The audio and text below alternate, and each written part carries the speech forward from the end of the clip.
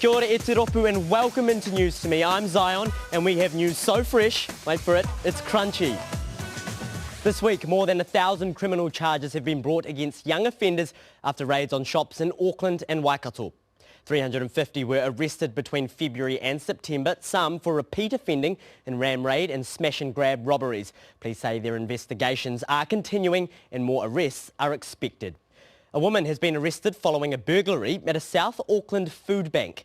At least $10,000 worth of goods were taken over the weekend from the centre in Manukau. Former boxer Dave Latelli, who runs the service, says he was devastated by the theft. You know, I just hope that the people who took it needed it. But he does wonder who would rob a place that gives away food. It's been a week of protest in New Zealand and overseas. Tractors took to the roads as part of a nationwide demonstration against the government's plans to charge farmers for their emissions. In Wellington, members of the advocacy group Restore Passenger Rail blocked motorways and main roads in the capital. About a dozen protesters blocked Transmission Gully, some of them gluing their hands to the road. And in Europe, climate change protesters threw soup over a famous Van Gogh painting in a London art gallery, protesting against fossil fuel drilling and the rising cost of living. The British Prime Minister has quit only 45 days after she started the top job. It makes Liz Truss the shortest-serving UK Prime Minister in history.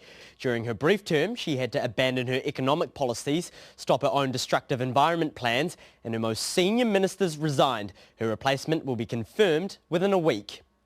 Now for some positive news, an Australian man who ran more than 2 marathons a day for 47 days says he's stoked at what he's achieved.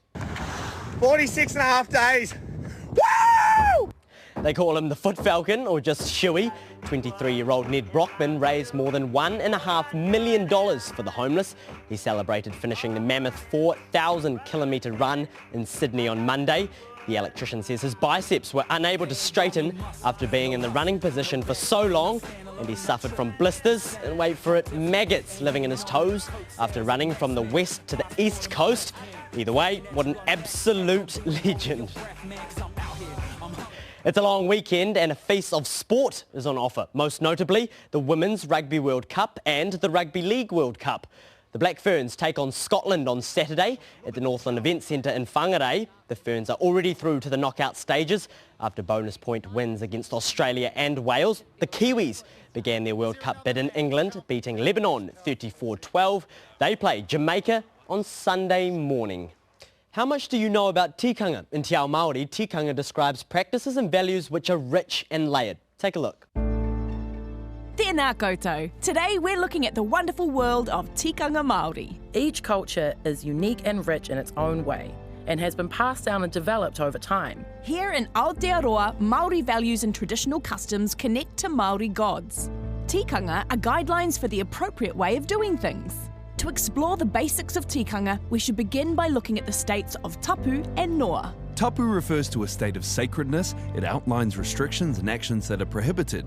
Noa is the opposite. It represents a natural, peaceful state with no worries. Tapu, noa. So, tapu gives you the don'ts and noa gives you the do's.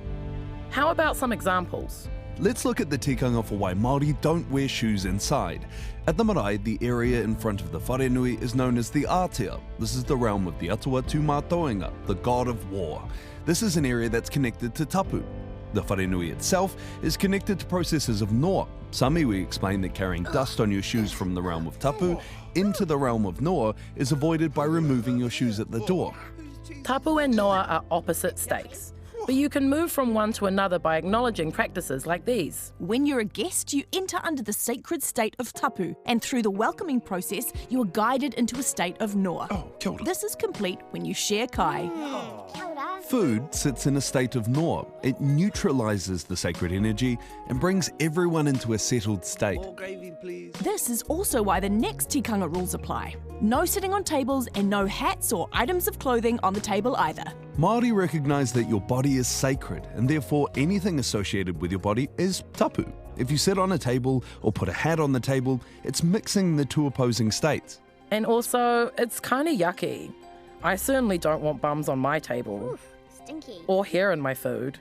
Ugh, gross. Tikanga like these began at the marae and carry on through into the home as well. Acknowledging these cultural guidelines shows respect to the culture from which they came. There's so much to learn when it comes to tikanga. And the wonderful news to me is that once we learn more, we can appreciate more. Kia kaha koutou.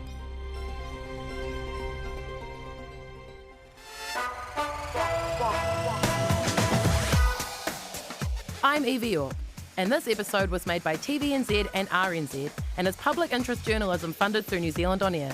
You or your parents can follow the podcast on Apple Podcasts, Spotify, iHeart, or just about any podcast app. Plus, you can watch News to Me on TV2 on Friday afternoons, catch it on demand, or listen to it just before the 7 o'clock news on Saturday mornings on RNZ National.